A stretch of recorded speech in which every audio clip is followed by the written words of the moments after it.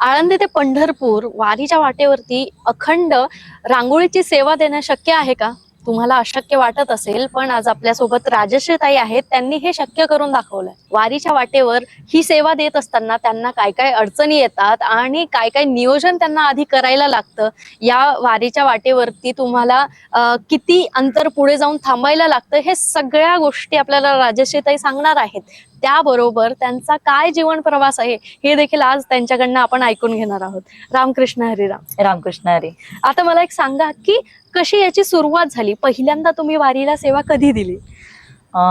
15 वर्षापूर्वी मी आणि माझ्या वडिलांनी वारीला सुरुवात केली होती. म्हणजे वारी काय असते, माऊलींची पालखी काय असते, कशी असते हे काहीच माहिती नव्हतं.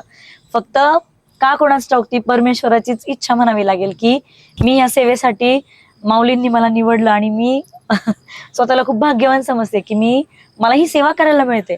आणि मी वडिलांना म्हटलं की आपण पालखीला रांगोळी काढायची का? मी जस्ट घरात रांगोळी काढायची आवड होती, मला चित्र काढायची, रांगोळी काढायची. आणि म्हणलं वडिलांना आपण वारीला जाऊयात, रांगोळी काढूयात. ते म्हणले खूप गर्दी असते वारीला, नाही का. माझे आई वडील आणि माझी फॅमिली मॅगझिनला जायचे पालखीचं दर्शन घ्यायला. आम्हाला कधी नेत नव्हते कारण खूप गर्दी असायची तिथे. दर्शनाला जायला शक्य नसायचं, दर्शनही होत नसायचं. लहान लहान होतो आम्ही, पण माहिती होतं की माऊलींची पालखी जाते आणि खूप गर्दी असते. असं तसं का कोणाच ठाऊक मनात आलं की आपण रांगोळीला जाऊयात.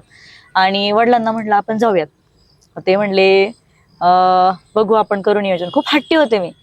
हट्ट केला, म्हटलं जायचंच आपल्याला.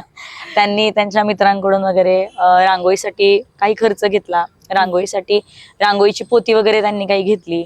मग त्यांनी आणि आम्ही दोघांनी स्कूटीवरती पहिल्या वर्षी वारीला गेलो. वारी कशी असते, कुठे कुठे पालखी थांबते, कसं नियोजन असतं काहीच माहिती नव्हतं. माझ्या आईच्या माहेरकडचा दिंडीचा ट्रक होता, तो वारीला दरवर्षी ते जायचे, ते तिला माहिती होतं. त्यांनी त्यांना चौकशी केली. ते म्हटले की काही प्रॉब्लेम नाही, ठेवून घेऊ आम्ही तुमची रांगोळी. मग त्यांच्या ट्रकमध्ये आम्ही रांगोळीचं मटेरियल ठेवलं आणि त्यांच्या दिंडीतच आम्ही राहिलो. त्या दिंडीमध्ये राहूनच मग रोज सकाळी माऊली निघायच्या आधी 5:30 वाजता रस्त्यावरती यायचं. माऊली जिथून बाहेर पडणार तिथून रांगोळीला सुरुवात करायची. दुपारचे 20 असायचे. असंच सांगितलं की सांगायची इथं 20 असतो, तिथं 20 असतो. असं करत करत सासवड पर्यंत गेलो. तिथून पुढे मग सगळ्या लोकांना माहिती झालं की बाबा एक मुलगी आली, ती वारीला रांगोळी काढते. मग संस्थानातले लोक वगैरे सगळे कौतुकाने विचारायचे आणि खूप लहान होते मी. मग सुरुवात केली आणि केला तो मार्गाला सुरुवात. वारीला गेलो. मग रांगोळ्याही काढल्या. पाऊस पण असायचा, झोपही नाही व्हायची. दिंडीमध्ये राहिल्यावरती कधी आंघोळ पण मिळत नाही लवकर. आणि मग जेवण पण त्यांचं खूप टायमिंग टू टायमिंग असतं. संध्याकाळी 8 नंतर जेवण वगैरे नसतं. मग नंतर रात्री 2 वाजता दिंडीचे ट्रक निघून जातात. ते निघून गेल्यावरती मग मोकळ्या मैदानातच तिथे आपलं वळकडी टाकायची, त्याच्यावरती आराम करायचा. माऊली निघायच्या टायमिंगला यायचं, परत सुरुवात करायची 6 वाजता रांगोळीला. असा आमचा दिवसभराचा रोजचा प्रवास सुरू झाला. आता हे पहिल्या वर्षी तुम्हाला बऱ्याच अशा अडचणी आल्या असतील, कारण तुम्हाला माहिती नाहीये मार्ग कुठला आहे आणि काय नियोजन असणार आहे त्याचीही माहिती नाही. तर मग पहिल्या वर्षी तुमचा असा विश्वास डगमगला नाही का, की वाटलं नाही की अरे होईल की नाही आपल्याने हे शक्य, असं काही?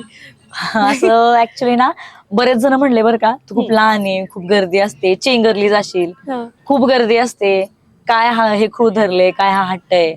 म्हटलं काय माहित, मला जायचंय. म्हटलं पप्पा येतात ना माझ्यासोबत, मी जाणार आहे म्हटलं वारीला. आणि निघालो.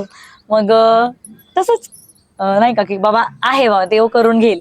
म्हणजे पहिल्यापासूनच आमची फॅमिली, म्हणजे माझ्या माहेरची फॅमिली पण खूप देवदर्शनाचं करायला किंवा देवाचं करायला कायम पुढे असते. माझ्या माहेरी दत्त मंदिर आहे, आपलं छोटस मंदिर आहे. तिथे दत्तगुरूंची सेवा माझी फॅमिली करते आणि त्यांचाही खूप चांगला वरच असतं माझ्या पूर्ण फॅमिलीवरती आहे. त्याच्यामुळे देवाच्या गोष्टींमध्ये, देवाची कुठलीही गोष्ट करताना किती अडचणी आल्या तरी त्याच्यावर मार्ग निघतो हे माहिती होतं. त्यामुळं वाट पुढची मोकळी होणार हा तेव्हापासूनच मनात निश्चय होता, तो ऑटोमॅटिकली झाला. वा, तुम्ही आता तुमच्या वडिलांचं नाव घेतलं आणि तुमची जी माहेरची फॅमिली आहे त्यांनी सुरुवातीपासून तुम्हाला तेवढा फ्रीडम दिला की तुम्ही बोलू शकलात त्यांना की मला रांगोळी काढायला जायचंय आणि ते पण वारीत जायचंय. तर कसं तुमचं बालपण कसं गेलं? पूर्ण लहानपणी काय तुम्हाला आध्यात्मिक वातावरण होतं की शैक्षणिक होतं आणि कलात्मक होतं? काय वातावरण होतं लहानपणी तुमचं? माझे आजोबा त्यांनी फिल्म इंडस्ट्रीमध्ये काम केलेलं आहे. बाबूराव पेंटर ते माझ्या आजोबांनी त्यांच्या सोबत काम केलेलं आहे. म्हणजे फिल्म इंडस्ट्रीमध्ये पहिल्यांदा पडदा उघडल्यावरती जे पहिलं चित्र दिसायचं हा, हा. ते त्यांनी केलेलं होतं आणि ते माझ्या आजोबा त्यांच्यासोबत असायचे. मुघले आझम पिक्चरचा जो सेट बनवलेला होता हा, हा. त्या सेटचं काम माझ्या आजोबांनी त्यांच्यासोबत केलेलं आहे. आणि माझे आजोबा सुद्धा फिल्म इंडस्ट्रीमध्ये त्यांनी काम केलेले, पण काही कारणास्तव त्यांनी मुंबई सोडून मग ते पुण्याला आले. मग गाव तसं आमचं जुन्नरचा इंदे हिवऱ्याचे आम्ही सगळे. मग तिकडून माझे आजोबा मुंबईला गेले, मग तिकडून पुण्याला आले. मग त्यांचं लग्न झालं, मग मुलांची शिक्षण, मग त्यांनी डायमेकर म्हणून सेक्युरेट सेंट गोवेन कंपनीमध्ये काम केलं. त्यांच्या हाताखाली 150 कामगार कामाला होते. युनियन लीडर होते माझे आजोबा. त्याच्यानंतर मग त्यांनी मुलांचं शिक्षण, मग माझे वडील पण जॉब करत होते. मग नंतर माझ्या वडिलांचा जॉब पण गेला. माझ्या आजोबांना म्हणजे आजोबा रिटायर झाले. त्याच्यानंतर म्हणजे खूप काही त्यांचे फॅमिली म्हणजे कामाचे खूप इश्यूज होते, कारण माझ्या आजोबांनी खूप कामगारांना नाही का म्हणजे खूप प्रोत्साहन दिलं होतं आणि प्रत्येक वेळेस त्यांच्या प्रत्येक अडचणीमध्ये असायचे. त्याच्यामुळे बाबा रिटायर झाल्याच्या नंतर माझ्या वडिलांना त्रास दिला. मग त्यांनी VRS घेतला. नंतर माझ्या शिक्षणामध्ये खूप प्रॉब्लेम आला. मी सिद्धेश्वर हायस्कूलची स्टुडंट आहे. काय शिक्षण केलं तुम्ही? मी जेव्हा माझ्या वडिलांचा जॉब गेला तेव्हा मी 5वी शिकत होते. त्याच्यानंतर 1 वर्ष मला गॅप करावा लागला. 1 वर्ष मी गॅप घेतला. त्या वर्षी ही जी मला आवड होती, रांगोळी काढायची, चित्र काढायची, ते वर काढायचं काम माझं दिवसभर चालू असायचं. कशावर आहे, दारात रांगोळी काढ, इकडं काढ, तिकडं काढ. त्याच्यानंतर मग स्पर्धा वगैरे व्हायच्या गणपतीमध्ये वगैरे. मला आवड होती, मी जायचे स्पर्धांना भाग वगैरे घ्यायचे. प्रत्येक ठिकाणी पहिलाच नंबर यायचा. त्यामुळे मग ते वेळ लागलं आणि म्हणजे वडिलांना पण कळलं की बाबा तिला त्याच्यामध्ये आवड आहे. मग तो 1 वर्ष गॅप घेतल्यानंतर परत मी 7वीच्या वर्षाला शिक्षणाला सुरुवात केली. 9वी पर्यंत कंटिन्यू केलं आणि 9वीच्या वर्षाला मग मी माऊलींच्या पालखीला डायरेक्ट रांगोळीला गेले. मी जेव्हा पहिल्यांदा माऊलींच्या पालखीला रांगोळी काढली त्यावेळेस माझं वय 14 होतं. 14 ते 15 वर्ष असेल तेव्हा माझं वय. त्यावेळेस मी पहिल्यांदा माऊलींच्या पालखीला रांगोळी काढायला सुरुवात केली आणि मी 11-12 वर्षाचे होते तेव्हापासूनच हे रांगोळी पेंटिंग वगैरे मी करायचे. हे मी कुठे शिकलेली नाही, ही परमेश्वरी देणगीच आहे. आणि मग हा फॅमिलीचा खूप म्हणजे खडतर प्रवास करत करत मग वारीच्या वाटेवरती आले आणि मग तिथून मग मला एक वेगळी चालना मिळाली. मग मी 10वीचं शिक्षण बाहेरून केलं आणि त्याच्यानंतर मग प्रोफेशनल आर्टिस्ट म्हणून ज्या वेळेसला म्हणजे नाही का मला बाहेर काम करण्याची संधी आली की राजस्थान, गुजरात. माझ्या वडिलांची ओळख होती, माझे वडील फर्निचर डेकोरेशन करतात. हा, डेकोरेशनचं ते म्हणजे तुम्ही लाकूड जर दिलं ना ते लाकडात माणूस करतील असे आहेत माझे वडील. त्याच्यामुळे त्यांच्यामुळं ते बाहेर मला जाता आलं. मग ते आणि आम्ही दोघं पण सोबत जायचो, ते कंटिन्यू माझ्या सोबत असायचे. मग बाहेर रांगोळी काढायला भेटायला लागलं लोकांमध्ये. मग ते कुतूहल निर्माण झालं, ते वातावरण सगळं म्हणजे खूप कौतुक करायचे. त्यामुळे मलाही खूप प्रेरणा मिळाली की बाबा हे मी माझं काम खूप छान करू शकते आणि मला करता येईल असं. तेव्हाच मी मनाशी निश्चय घेतला. माझं 16 वय होतं त्यावेळेसला मग मी स्वतःची संस्था ओपन केली, श्री स्वामी समर्थ आर्ट्स. आणि त्या संस्थेमार्फत मग मी ऑल ओव्हर इंडिया काम करायला लागले. मग मला राजस्थान, गुजरात, बँगलोर सगळीकडची कामं यायला लागली, मेहंदीची, रांगोळीची. मग मी कंटिन्युअसली कामं करायचे. आणि त्याच्यानंतर मग मी शिक्षण मग माझं बाजूलाच राहिलं. मग मी शिक्षण केलंच नाही, 10वी पर्यंत शिकले मी. त्याच्यानंतर मग मी माझं करिअर निवडलं. माझे वडील पण माझ्यासोबत कंटिन्यू असायचे. त्यांचं डेकोरेशनचं काम बघून ते माझ्यासोबत रांगोळी वगैरे काढायला यायचे आणि कंटिन्युअसली तिथली लोकलची रांगोळीची कामं असायची. मग हेच मी माझं करिअर निवडलं. माझं आयुष्यच रांगोळी होऊन गेलं, कधी मलाच कळलं नाही. आता ही जी तुमची संस्था आहे श्री स्वामी समर्थ, तर त्या संस्थेअंतर्गत काय काय कामं चालतात? त्या संस्थेअंतर्गत मी सेमिनार्स वगैरे घेतलेले आहेत, लहान लहान मुलांचे, ड्रॉइंगचे. परत लेडीज साठी म्हणजे मुलंही भरपूर रांगोळी काढायला इच्छुक असतात, तर मी रांगोळीचे सेमिनार्स घेतले. मग त्याच्यामधून त्यांना शिकवायचं. 4 दिवसाचे 5 दिवसाचे बॅचेस घेतले, क्लासेस पण घेतले. परत शाळेमध्ये कॉलेजेसमध्ये जाऊन आपल्या रांगोळीचं म्हणजे नक्की काय विषय आहे आणि रांगोळी कशी काढली जाते, कसं कलर शेडिंग केलं जातं, डिझाईन कशा काढायच्या, बेसिक टू आपण गालीच्या अंथरण्यापर्यंत पूर्ण आपण हे प्रशिक्षण क्लासेसमध्ये किंवा डायरेक्ट कॉलेजेसमध्ये वगैरे जाऊन देतो. मी राजस्थानला पण 2 सेमिनार घेतले होते. मस्त, छान. आता आपण येऊयात की वारीच्या वाटेवरती. ती पहिली वारी झाल्यानंतर मग तुम्ही पुढे कसं अजून नियोजन करत गेलात की जेणेकरून तुमचा प्रवासही सुखकर होईल आणि अजून उत्तम प्रकारे आपल्याला रांगोळी काढता येईल, याचं नियोजन कसं कसं करत गेलात? पहिल्या वर्षी जेव्हा दिंडीमध्ये आम्ही रांगोळी ठेवून जेव्हा टू व्हीलर वरती रांगोळी काढत होतो, काय व्हायचं, अंतर बरंच मोठं असतं पालखीचं आणि प्रत्येक ठिकाणी रांगोळीची पोती मिळतात असं नाहीच. बरोबर. ट्रकमध्ये रांगोळी होती, पण काय व्हायचं, दुपारच्या मुक्कामालाच रांगोळी संपायची. मग आम्ही दुपारी काय आम्ही दिंडीपर्यंत जाऊ शकत नसायचो, कारण ठिकाणं माहित नव्हती. बरोबर. मग काय रांगोळी आम्हाला माहित नसायची कशी काढून आणायची, आता कुठे जायचं, कॉन्टॅक्ट करून रांगोळी घेऊन येईपर्यंत पालखी खूप पुढे आलेली असायची. त्याच्यामुळे मग पहिल्या वर्षी काय आम्हाला एवढं नियोजन नाही करता आलं. मग दुसऱ्या वर्षी कळलं की आपल्याला एका गाडीची गरज आहे, की जी गाडी आपल्यासोबत थांबेल आणि आपण तिच्यातून प्रत्येक विसाव्याला मुक्कामाला रांगोळी काढून घेऊ शकतो. मग आम्ही एक कार घेतली, अल्टो कार. मला ती गिफ्ट मिळाली होती. आई शपथ, कोणाकडून? संस्कार ग्रुप ऑफ कंपनीज म्हणून होतं, त्यांचे कुंभार सर होते, तर त्यांनी मला ती गाडी दिली. आपण त्या गाडीचे पैसे त्यांना दिले सर्व, पण मला ती गाडी मिळाल्यामुळं मला रांगोळीचं मटेरियल स्टोअर करता आलं. मला लागेल तशी रांगोळी गाडीतून काढून घेता आली. मग रस्त्याने रांगोळी काढायची, मग पहिला विसावा येणार, मग विसाव्याला रांगोळी काढायची, थोडा वेळ आराम व्हायचा. तेवढ्या आरामाच्या वेळात आम्ही बरोबर ती रांगोळी काढून गाडीत घ्यायचो.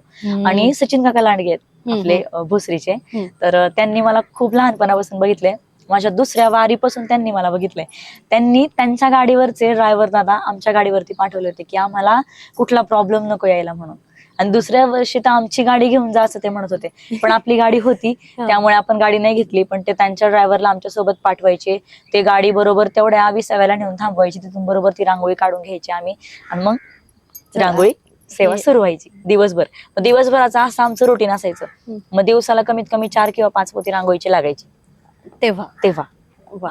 आणि मग त्यानंतर तुमचं लग्न झालं, आणि लग्न कोणत्या वर्षी झालं तुमचं, आणि काय तुम्ही अटीबिटी ठेवल्या होता का की मला दरवर्षी वारीला जायचंय तर रांगोळी काढायला मी जाणार? आमचं लग्न आठींवर झालंय.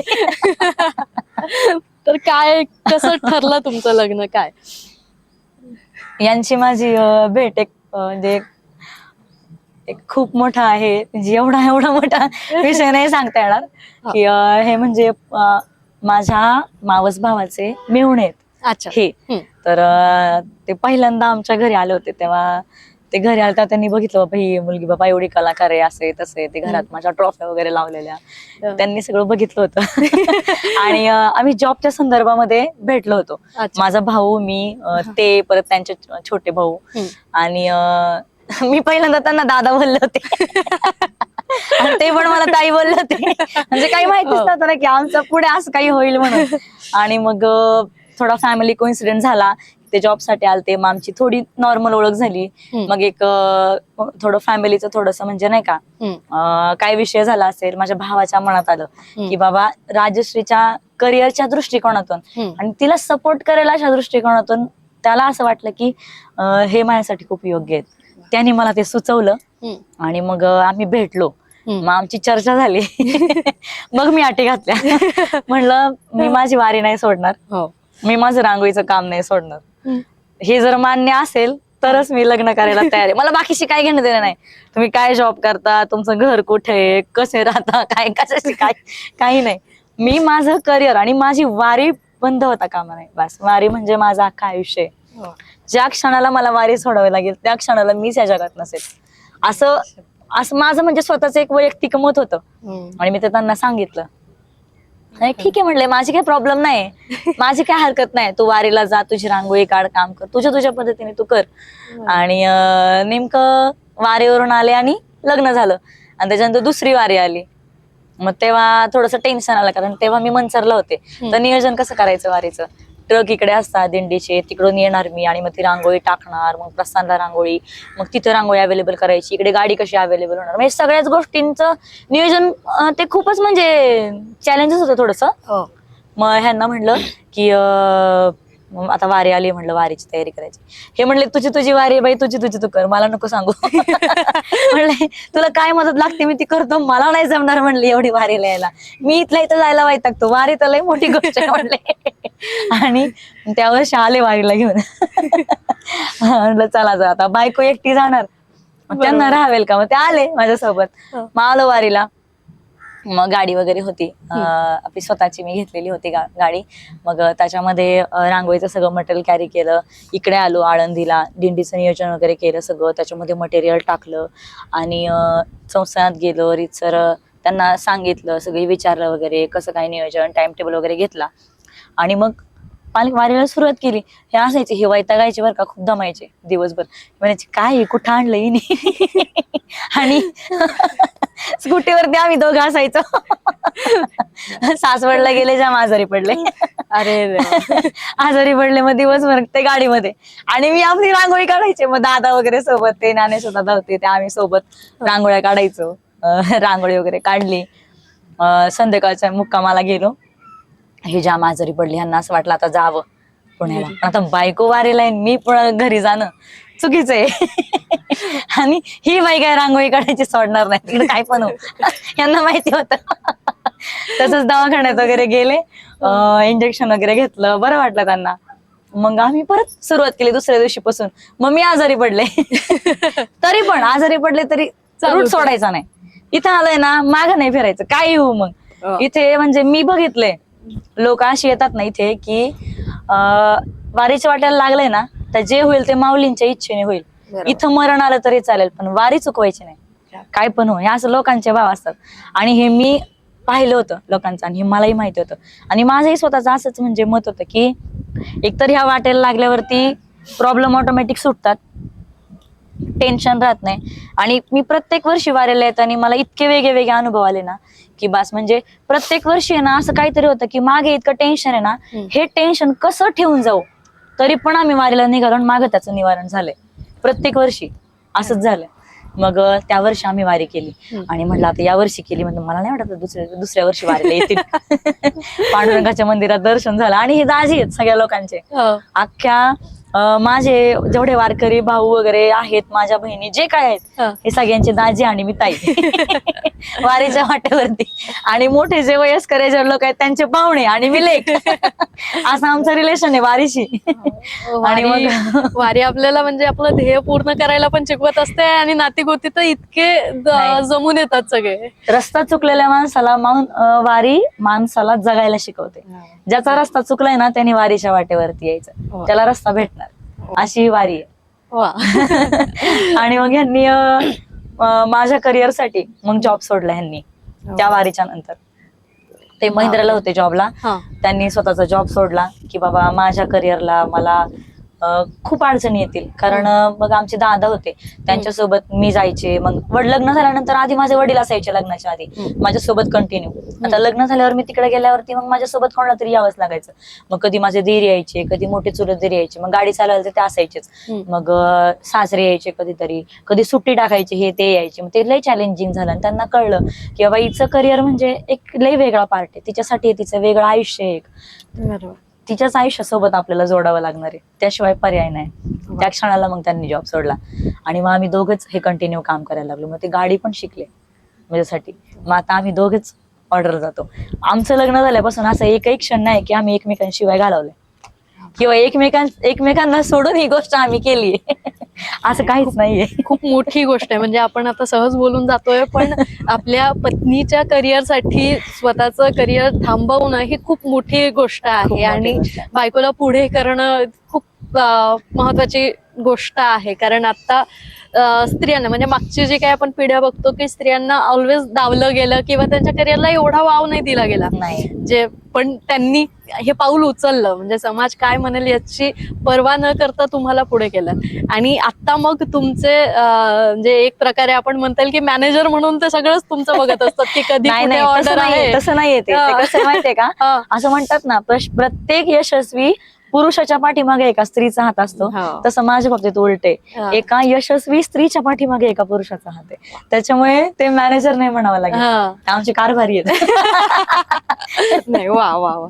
मग आता कारभारी तुमचं सगळं नियोजन बघत असतात की कुठे कधी ऑर्डर घ्यायची आहे, किती आणि किती माल लागणार आहे. आता त्यांचंही पाठ झालंय की किती माल लागणार आहे, किती रांगोळी तिथे लागणार आहे. त्यांना आता इतकं माहिती झालंय ना की मी जर एखादा कलर टाकला तर तो कलर टाकल्यावरती मला कलर लागणार आहे का, रांगोळी लागणार आहे का, चाळण लागणार आहे, हे त्यांना कळतं.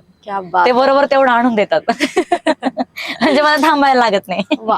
आता परिस्थिती काय आहे की आता वारीमध्ये तुम्हाला काय काय नियोजन करून ठेवायला लागतं? कारण आता बऱ्याच गोष्टी वाढल्यात की वारीमध्ये एवढी संख्या वाढली आहे, अनेक नियम लावले गेले आहेत, तर मग त्यासाठी तुम्हाला काय काय प्रोसेस करायला लागते वारीत? नाही, वारीत सगळ्यात महत्वाची गोष्ट, वारीच्या वाटेवरती रांगोळी काढताना जेवढा त्रास आम्हाला होतो तितकाच दुसऱ्या कोणाला होऊ नये. वारीच्या वाटेवर जेव्हा आपण रांगोळी काढतो, आम्ही स्कूटी घेऊन गर्दीतून चालतो, कोणाला धक्का लागू नये, कोणाला त्रास होऊ नये. आपली गाडी ज्या वेळेसला रस्त्याने चालते तेव्हा गाडी लोकांमधून चालू नये म्हणून आम्ही गाडी ती पुढे थांबवायला लावतो आणि स्कूटी पण आम्ही रस्त्यावरूनच चालवतो, तिकडल्या बाजूने, वारकऱ्यांमधून नाही चालवत. का तर त्याचा त्रास वारकऱ्यांना होता कामा नये. आणि जर कोणाला धक्का लागला, त्याला जो त्रास होईल किंवा त्याच्या पायाला लागलं, हाताला लागलं, त्याची वारी माझ्यामुळे थांबेल हे पातक माझ्यावरती नाही घ्यायचं मला. त्यामुळे आम्ही खूप काळजी घेतो. एकतर ती आणि तयारी म्हटलं तर आमची महिनाभर आधीच तयारी सुरू होते. मटेरियल आणायचं, मटेरियलचं पॅकिंग करायचं, त्याची सेपरेट सेपरेट कलरची पोती करायची, ती सगळी ट्रक मध्ये नेऊन टाकायची, त्याला कोणाशी कॉन्टॅक्ट करायचा, त्यांना पैसे द्यायचे, त्यांचं पेमेंट पेड करायचं. त्यांना पण शेवटी डिझेलचा वगैरे खर्च येतो, त्यांना रांगोळी टाकायची. काही दानशूर लोक आहेत ते मला रांगोळीसाठी मदत करतात आणि बाकीचा सर्व खर्च आपण वैयक्तिक करतो.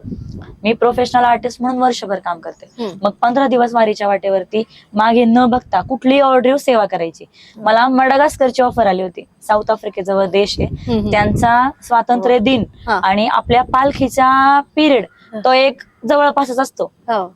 तर त्यावेळेसला आम्ही म्हणजे त्यावेळेसला काय झालं, त्यांनी 3-4 महिने आधीच आम्हाला ही ऑर्डर दिली आणि आम्ही पासपोर्ट वगैरे आमचं रेडी होतं आणि विजा वगैरे काढायचा. तर नेमकं वेळापत्रक आलं आणि कळलं की दुसऱ्याच दिवशी नेमकं प्रस्थान आहे, आम्ही पोहोचूच शकत नव्हतो. हे म्हणले आता तूच सांग काय करायचं होतं, मी नाही काय सांगणार. म्हणलं मला असं वाटतं आपल्याला ऑर्डर ह्या एकच वर्षी येणार आहे, पुढच्या वर्षी पण वारीस कशी सोडायची आपण. म्हणलं येईन म्हणलं परत ऑर्डर आपल्याला, जाऊ दे म्हणलं नको जायला. म्हणलं एवढ्या लांब दुसऱ्याच्या देशात जायचं, काम करायचं, आपल्या इथलं सोडायचं. दुसऱ्याची देशातली लोक आपल्या वारीसाठी चालत जायला येतात आणि आपण आपली वारी सोडून दुसऱ्याच्या देशात जायचं. काही हेच नाहीये, कुठंच काही कॉम्बिनेशनच नाही याचं. आणि म्हणलं एवढे वर्ष होतं त्या वारीला खंड पडणार. म्हटलं मला नाही जमणार म्हणलं जायला. म्हणलं त्यांना सांगा ऑर्डर कॅन्सल करा. म्हणलं काही पेमेंट ऍडव्हान्स घेतलेलं नाही ना. ते म्हणले अजूनपर्यंत तर काही पेमेंट ऍडव्हान्स घेतलेलं नाही, विजाच काढायचा होता म्हणून घ्यायचं होतं. मग ते कॅन्सल केलं आणि आलो वारीच्या वाटेवरती. मग खूप ऑर्डर आल्या अशा बाहेरच्या देशातल्या, परत तुम्ही तिकडे या, तुमची हे आर्ट तिकडे शिकवा, यासाठी खूप संधी आल्या. पण कसं त्यावेळेस ना म्हणजे काही अडचणींमुळे मला जाता आलं नाही. जसं की एक संधी अशी आली की नेमकी मी त्यावेळेस प्रेग्नेंट होते, त्यावेळेस मला जाणं शक्यच नव्हतं बाहेर. त्यावेळेस न्यूझीलंडची ऑर्डर आली होती की तुम्ही एक येऊन महिनाभर तुमची आर्ट इथे टीच करा, शिकवा, तुमची कला, ही रांगोळीची कला, तुम्ही जे पेंटिंग वगैरे करता, तुमचे जे काही माहिती तुम्ही इथे शिकवा. असं एक आपल्या इकडलेच गृहस्थ आहे, तर त्यांनी वारीच्या वाटेवरचाच व्हिडिओ बघून आम्हाला बोलवलं होतं. तीही संधी वारीच्या वाटेवरूनच आली होती, पण त्यावेळेस शक्य नव्हतं. मग त्यावेळेस मी नव्हते गेले. पण आता तुम्ही म्हणताय की तुम्ही ज्यावेळेस प्रेग्नेंट होतात तेव्हा देखील तुम्ही तुमची सेवा ही खंडित होऊ दिली नाही, ती माऊलींनी होऊन नाही दिली.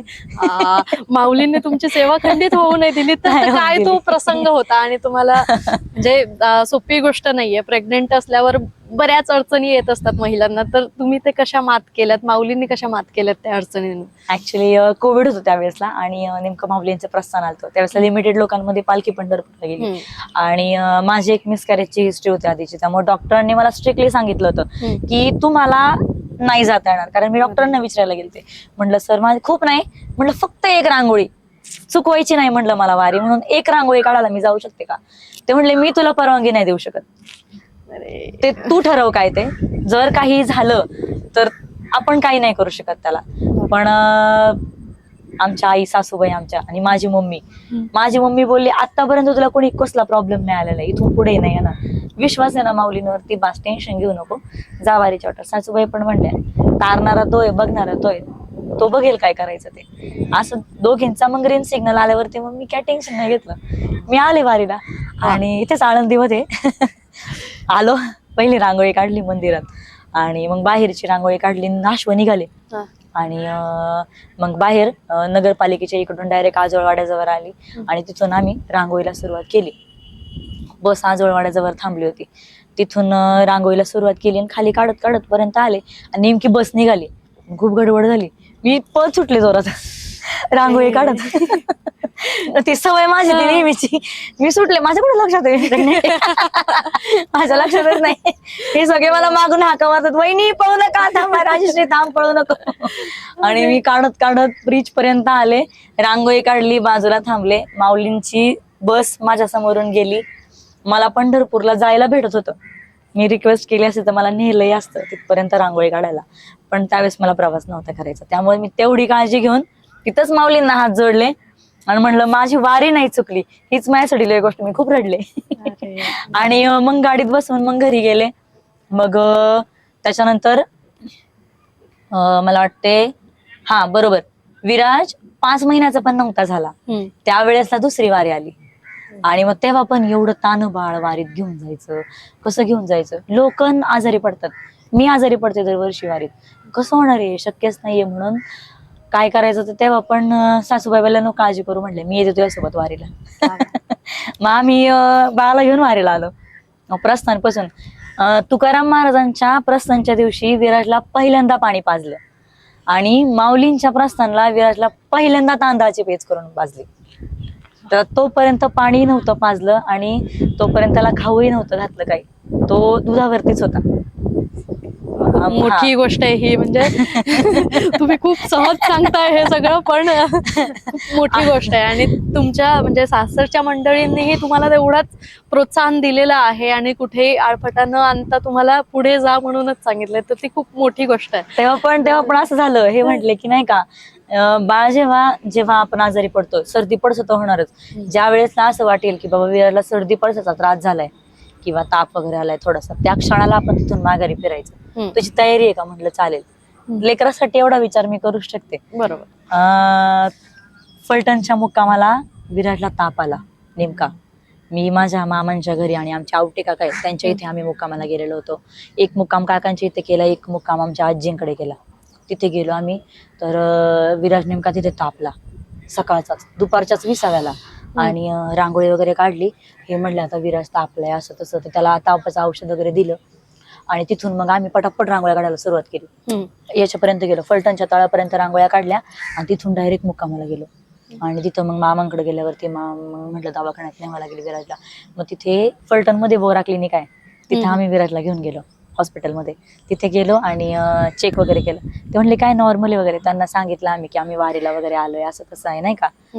तर ते बोलले काय नाही, म्हणले होईल कवर, बोलले काहीच नाही. पण आम्हाला असं वाटलं की त्याला खूप ताप वगैरे आला, इथून मला रिटर्न फिरावं लागेल. माझ्या डोक्यात ते टेन्शन होतं.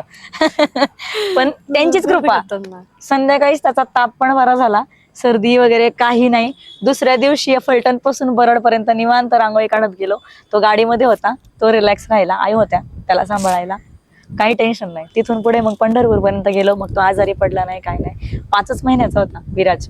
आम्ही वारीवरून आल्यानंतर 9 तारखेला 10 तारखेला एकादशी होती आणि 11 तारखेला विराज 5 महिन्याचा पूर्ण झाला आणि आम्ही घरी आलो. त्याच दिवशी, एकादशीच्याच दिवशी आम्ही घरी आलो. आणि नंतर 4च दिवसांनी माझ्या नणंदबाईंची डिलिव्हरी होती. त्या डिलिव्हरीला आल्या होत्या तरी आम्ही त्यांना घरी ठेवून आम्ही गेलो होतो वारीला. म्हणजे प्रत्येक वेळेस खूप चॅलेंजिंग गोष्टी येत गेल्या, तरी पण माऊलींनी त्याच्यावरती मार्ग काढला आणि आम्ही आलो. ती वारी पण अशी पूर्ण झाली. ती वारी तर लय डेंजर पूर्ण झाली. मला काय व्हायचं, विराज त्यावेळेसला पित होता आणि मग आम्ही उन्हात वगैरे रांगोळी वगैरे काढायचो. मग विराज ते तापलेलं दूध पिला तर तो आजारी पडेल असं पण मला सगळी लोक म्हणायची. वारीच्या वाटेवरती पण खूप आज्या वगैरे भेटायच्या, म्हणायचे एवढं लहान लेकरू आहे, तू उन्हात तापते, बाळाला त्रास होईल, तो आजारी पडेल असं म्हणायचे. काय माहिती काहीच झालं नाही, त्यालाही नाही काही, मलाही नाही काही, कुणीच आजारी नाही पडलं. परत सगळे रिलॅक्स वारी करून घरी आलो. आणि हे तुम्हाला आता 16वं वर्ष पूर्ण झालं वारीचं? 15 पूर्ण झाले. 15 पूर्ण झालं. वा. आता मला एक सांगा की विविध कलाकार तुमच्याकडनं घडून गेलेत की त्यांना तुम्ही शिकवलंयत रांगोळी, ते पण आता वारीच्या वाटेवरती येत असतील रांगोळी काढायला. तर खूप लोकांचं असं म्हणणं आहे की राजश्रीताई स्वतःच सगळी रांगोळी काढतात, आम्हाला संधीच देत नाहीत. माऊलींच्या पुढे रांगोळी काढायची संधी आम्हाला पण हवी आहे. तर मग त्यांना तुम्ही काय सांगाल की का असं तुम्ही करता, त्यांना संधी का नाही देत? नाही, संधी द्यायचं असं काही नाही. आता कसं, जशी मी वारीच्या वाटेवर तसं भरपूर लोक येतात. आता देहूच्या पालखीला पण एक ताई रांगोळी काढते, ती पण मला पहिल्या वर्षी देहूला भेटली तेव्हा म्हणली ताई मी तुमचे व्हिडिओ बघत तुमचं मार्गदर्शन घेत मी वारीच्या वाटेवरती रांगोळी काढत आली म्हणल्या. म्हणजे मी पण आता तुकाराम महाराजांच्या पालखीसोबत काढते असं त्या ताईने मला सांगितलं. देहूला भेटले तेव्हा तिने सांगितलं मला की मी तुमचं बघून काढायला शिकले बरं का ताई. म्हणलं वारीची वाट ही माझ्या एकटीची नाहीये, ही वारीची वाट सर्वांची, प्रत्येकाला सेवा करण्याची संधी आहे. माऊलींची पालखी आहे, तुकाराम महाराजांची पालखी आहे, सोपान काकांची पालखी आहे, निवृत्तीनाथांची आहे, मुक्ताईची आहे, एकनाथ महाराजांची आहे. निवृत्तीनाथांच्या पालखीला गेली 8 वर्ष झाले माझे वडील रांगोळी काढतात, त्र्यंबकेश्वर ते पंढरपूर पर्यंत. असं प्रत्येक पालखी सोहळ्यामध्ये सगळे रांगोळी काढतात. माऊलींच्या वाटेवरही खूप रांगोळी कलाकार रांगोळी काढतात. सगळ्यांना रांगोळी काढायला मुभा देते सगळ्यांना. उलट माझ्या माऊलींचा पालखी मार्ग जास्त रांगोळीने सजतो यातच समाधान आहे. मला पण जास्त काम नाही करावं लागेल जिथं, म्हणजे प्रत्येक ठिकाणी काढायला मिळते. हा, एक काढायला मिळाली समाधान आहे बास. एवढ्यावर प्रत्येकाला संधी मिळायला हवी, प्रत्येकाने रांगोळी काढायला हवी अशी माझी इच्छा आहे. वा. आता रिंगण हे वारीचं खूप मोठं पार्ट आहे आणि हा. त्या रिंगणाच्या याच्यात खूप म्हणजे सकाळी 6 वाजेपासून हो. लोक येऊन तिथे बसतात. तर मग त्यावेळेस तुम्ही एवढ्या गर्दीत तुमचा तो मार्ग शोधत असतात, कुठून अश्व धावणार आहेत, तर तो मार्ग काढून तुम्हाला तिथे रांगोळी काढणं कसं शक्य होतं आणि काय तिथे वेगळी तुम्हाला गोष्टी करायला लागतात की काय केलं तर आपलं सहज काम सोपं होईल असं? अश्व आतमध्ये आले की आम्ही रांगोळीला सुरुवात करतो. अश्व आतमध्ये आले का 5 ते 10 मिनिटांमध्ये किंवा अर्ध्या तासात माऊलींची पालखी आत जाऊन विसावते आणि मग रिंगण सुरू होतं. तर आम्हाला एवढाच वेळ असतो. माऊलींची पालखी आत गेल्यानंतर किंवा ती आत जाणारे ते 10-12 मिनिटच मिळतात फक्त. आणि 10-12 मिनिटात तुम्हाला पूर्ण नाही, रिंगण फक्त 6 ते 7.5 मिनिटांमध्ये पूर्ण होतं. 7 ते 7.5 मिनिटात फार फार तर. कारण आम्ही रांगोळी काढतो, आम्ही कधी टाइम नाही लावला, पण लोक टायमिंग लावतात. मग एकदा खरंच आम्ही टाइम लावून बघितलं, खरंच 6.5 मिनिटांमध्ये रिंगण पूर्ण झालं होतं. क्या बात आहे. आणि म्हणूनच तुम्हाला म्हणजे तुम्ही रील पाहिले असतील की तुमचेच रील जे आहे ते शूट करून लोकांनी टाकलंय की रांगोळी एक्सप्रेस म्हणून. केवढी हो. धावत ती रांगोळी पाऊल वाटा पेज वरती तो व्हिडिओ आहे, महारुद्र दादांनी तो व्हिडिओ टाकलाय. हो. आणि ते असं झालं होतं, ते दादा मला फोन करून असं म्हटले की तुम्ही जे हसले ना शेवट, ते जास्त लोकांना आवडलं. पण ते काय झालं होता विषय, नेमका नगरखाना आला. आपण परतीच्या वरेला जेव्हा रांगोळी काढतो, आपण दिघीतून रांगोळी काढतो आळंदीपर्यंत, कारण पुढे जाऊन करणं शक्य नाही होत. मग दिघीतून आपण परतीची वारी करतो आळंदीपर्यंत. दिघीत मंदिरासमोर जेव्हा रांगोळी टाकत होते तेव्हा नेमका नगरखाना आला आणि मी रांगोळी टाकत टाकत पुढे पुढे गेले. अचानक उभी राहिलं, दादा दिसले समोर, त्यांनी असं केलं म्हणून मला हसायला आलं.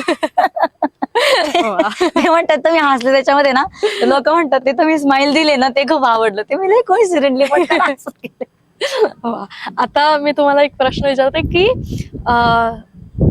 आळंदीमध्ये पहिल्यांदा वारी जेव्हा सुरू होते ती काढलेली वारी रांगोळी की पंढरपूरमध्ये पांडुरंगाच्या मंदिरासमोर काढलेली रांगोळी, तुम्हाला कोणती रांगोळी जास्त आवडते? ऍक्च्युली ना हा प्रश्न वरून दादांनी विचारला होता मला 2 वर्षापूर्वी. आणि तेव्हा पण मी त्यांना सांगितलं होतं,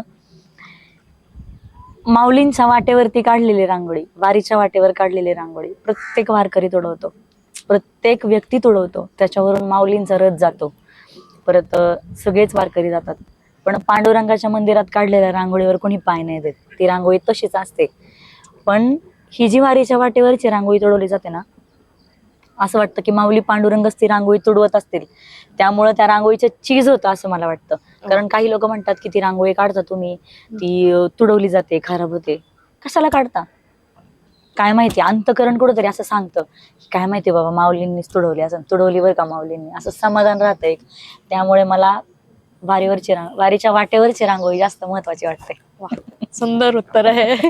आणि सरते शेवटी आता तुमचा मुलगाही आता 5 वर्षाचा झालेला आहे आणि त्याला देखील तुम्ही आता वारीवर फिरवतात, म्हणजे 5 महिन्याचा असल्यापासून तो वारीला लागलेला आहे. तर मग आता तोही रांगोळी काढतो मधून मधून. तर त्याला रांगोळी काढताना पाहून तुम्हाला काय वाटतं? आणि तुमची जे म्हणजे परंपरा आहे ती पुढे त्यांनी न्यावी याची तुमची इच्छा आहे का? आहे. आता शेवटी किती केलं तरी पण आता त्याला शाळेत घातलंय आताशी, तो शिक्षण घेतोय आता हळूहळू, त्याची पुढच्या शिक्षणाला सुरुवात होईल. पण माझ्या वारीची परंपरा चुकू नये असं मला वाटतं. त्यांनी फक्त वारीमध्ये जरी सेवा केली ना तरी माझ्या आयुष्याचं सार्थक झालं. एवढं जरी केलं तरी त्यांनी बास.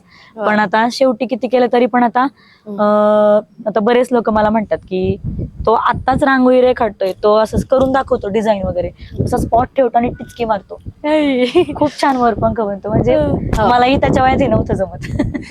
असं वाटतं की आणि मला बरेच लोक म्हणतात की तुला तो माऊलींनी दिलेला, पांडुरंगाने दिलेला प्रसाद आहे, त्यांचा आशीर्वाद येतो तुझ्यासाठी.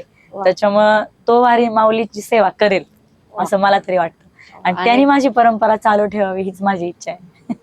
आणि घरात एवढ्या आस्थेने ही सगळी सेवा केली जाते, तर नक्कीच त्याला या सगळ्यांचं महत्व माहिती असेल बालपणापासून. हो, त्याच्यामुळे तो करेल. त्यालाही आवडतं, त्याला वारीचं म्हणजे खूप लागतंय.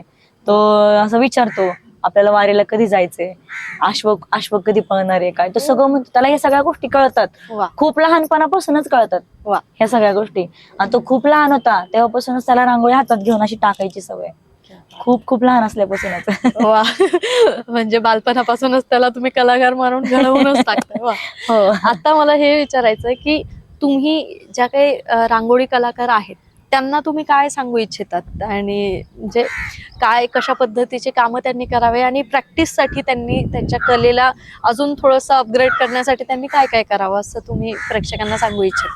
सराव खूप महत्वाचा आहे, सराव आणि प्रॅक्टिस. आणि एक आपण म्हणतो ना की आपल्याला स्वतःहून सुद्धा हे पाहिजे, इच्छा पाहिजे, एक इच्छाशक्ती पाहिजे आपल्याला की बाबा नाही, आपण रांगोळी ही खूप छान करू शकतो आणि मला ही करायचीच आहे. ज्या वेळेसला आपण अशी इच्छा मनात ठेवतो ना, त्यावेळेसला केलेलं कुठलंही काम, रांगोळीच नाही कुठलंही काम, ज्या वेळेसला इच्छाशक्ती प्रबळ असते ना, त्यावेळेसला कुठलंही काम सक्सेसच होतं. मग ती रांगोळी असो, पेंटिंग असो, कुठलीही गोष्ट असो. त्यामुळे प्रॅक्टिस करणं आणि सराव करणं खूप गरजेचं आहे. त्यातूनच आपण घडतो, शिकतो, आणि शिकवणंही खूप गरजेचं आहे. मलाही म्हणतात खूप जण की तुम्ही रांगोळीचे क्लासेस घ्या वगैरे, पण परमार्थ संसार माझ्यासाठी थोडं डिफिकल्ट आहे आता. त्यामुळे हे सगळं करता करता लगेच क्लासेस घेणं तर मला शक्य नाही. पण लवकरच आपण क्लासेस घेऊ आणि खूप सारे कलाकार पण आपण तयार करू. माझ्या जीवात जीव आहे तोपर्यंत तर मी वारी करेलच, पण ही परंपरा चालू ठेवायला सगळ्यांनीच हातभार लावावा. हातभार लावा अशी माझी इच्छा आहे. त्यामुळे कलाकार तर तयार व्हायलाच हवेत. तुम्हाला खूप खूप शुभेच्छा तुमच्या पुढच्या वाटचालीसाठी, आणि अशीच ही परंपरा चालू राहो. कारण परंपरा एखादी सुरू करणं खूप सोपी गोष्ट आहे, पण तिला अविरत ते चालू ठेवणं ही खूप ती परंपरा टिकवून ठेवणं खूप कठीण गोष्ट आहे. तर तुम्हाला खूप खूप शुभेच्छा. तुम्ही 15 वर्ष ही परंपरा सुरू ठेवली, आणि यापुढेही ती परंपरा सुरू राहो अशी ईश्वर चरणी मी प्रार्थना करते. माऊली नक्कीच ही सेवा कंटिन्यू ठेवतील. आणि खूप खूप धन्यवाद, तुम्ही आलात, तुम्ही तुमचा वेळ दिलात त्याबद्दल धन्यवाद. रामकृष्ण रामकृष्ण हरी.